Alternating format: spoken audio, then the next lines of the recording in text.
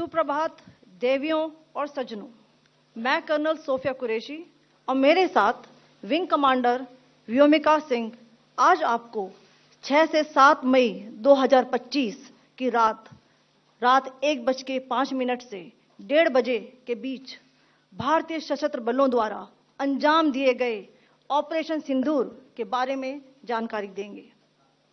Operation सिंदूर 22 अप्रैल को पहलगाम में हुए विभत्स आतंकवादी हमले के शिकार मासूम नागरिकों व उनके परिवारों को न्याय देने के लिए लॉन्च किया गया था। इस कार्रवाई में 9 टेररिस्ट कैंप्स को टारगेट किया गया और पूरी तरह से इसे बर्बाद किया गया। पाकिस्तान में पिछले 3 दशकों से टेरर इंफ्रास्ट्रक्चर का निर्माण हो रहा है।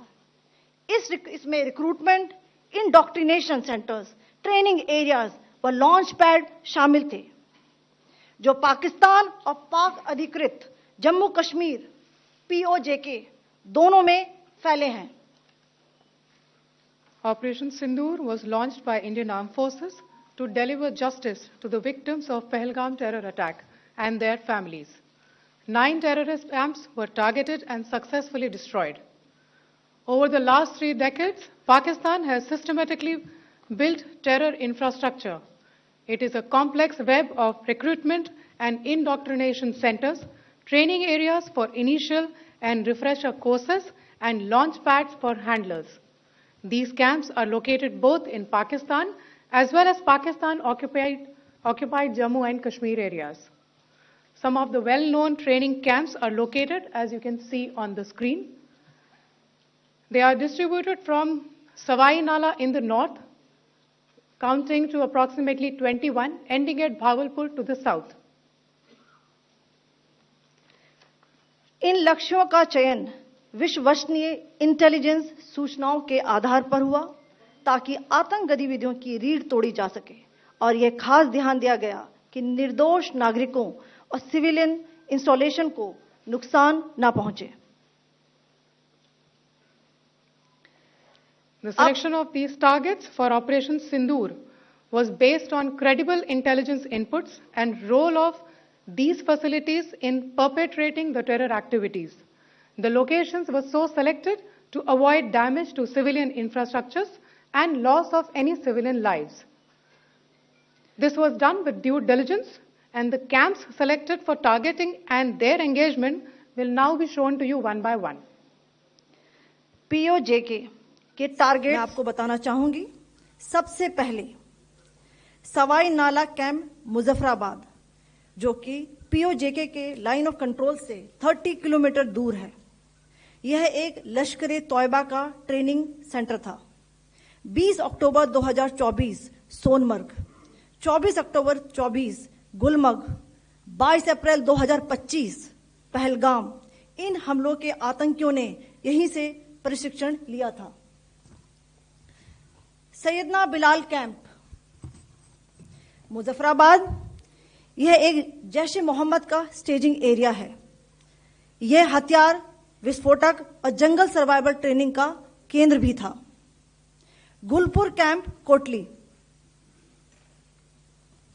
यह LOC से 30 किलोमीटर दूर था। लश्कर तौयबा का बेस था, जो रजौरी, पुंछ में सक्रिय था।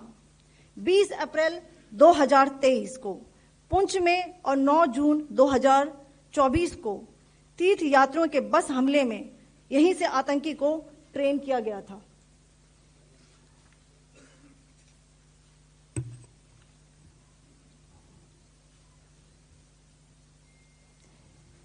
बरनाला कैंप बिंबर, यह LOC से 9 किलोमीटर दूर है। यहां पर हथियार, हैंडलिंग, IED व जंगल सर्वाइवल का प्रशिक्षण केंद्र था। अब्बास कैंप कोटली,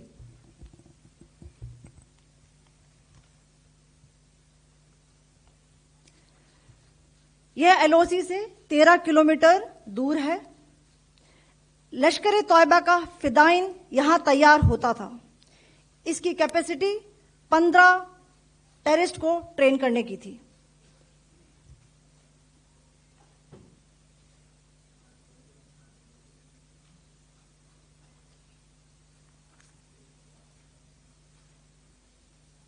अब मैं पाकिस्तान के अंदर के टारगेट से अवगत कराना चाहूंगी।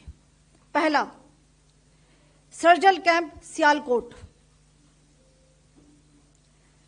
यह अंतर्राष्ट्रीय सीमा से 6 किलोमीटर की दूरी पर है, सांबा कठुआ के सामने।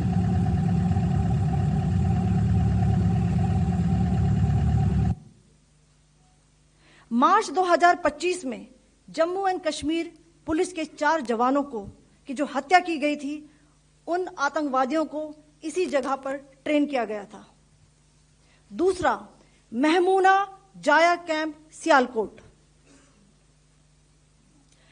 यह 18 से 12 किलोमीटर आईबी से दूर था। हिजबुल मुजाहिदीन का बहुत बड़ा कैंप था। यह कठुआ जम्मू क्षेत्र में आतंक फैलाने का नियंत्रण केंद्र था। पठानकोट एयरफोर्स बेस पर किया गया हमला भी इसी कैंप से प्लान और डायरेक्ट किया गया था। मरकज ताइबा मुरीद के, यह आईबी से 18 से 25 किलोमीटर दूरी पर है। 2008 के मुंबई हमले के आतंकी भी यहीं से प्रशिक्षित हुए थे। अजमल कसब व डेविड हेडली भी यहां ट्रेन हुए थे।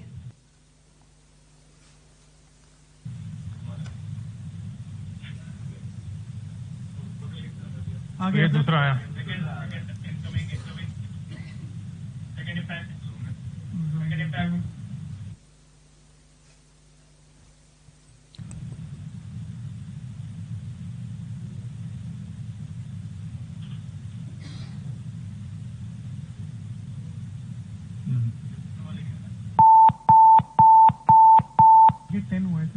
टारगेट 10 हुआ, एंक्लोजर सेम ही है। 7 it is hit the target. हाँ हाँ।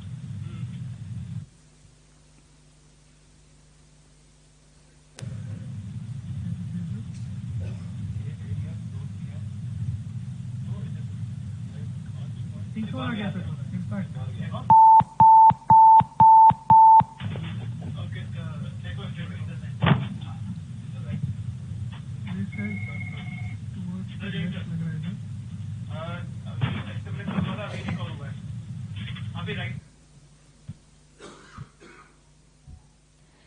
मरकज सुभान अल्लाह भावलपुर, यह इंटरनेशनल बाउंड्री से 100 किलोमीटर दूर है।